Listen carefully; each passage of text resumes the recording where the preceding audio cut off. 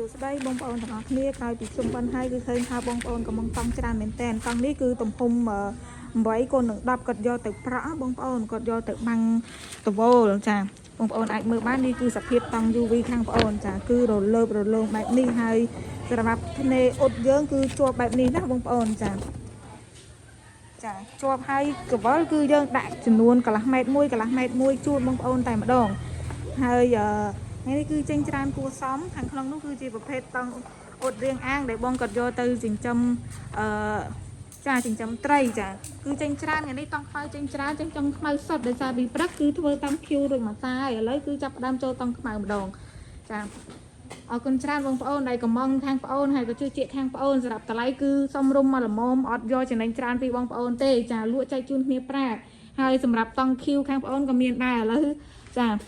បងប្អូនចង់បានຂະຫນាត់ប៉ុណ្ណាក៏មានដែរហើយស្អែកនេះគឺត្រូវត្រៀមធ្វើឲ្យបងប្រុសនៅខាងផ្អាវទំហំ10 គុណនឹង 20គាត់យកទៅក្រាលបន្លាយចាអញ្ចឹង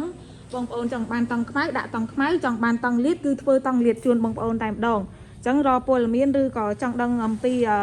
អីបន្ថែមបងប្អូនអាចតាក់ទងមកខាងប្អូនបានណាអរគុណច្រើនបងប្អូន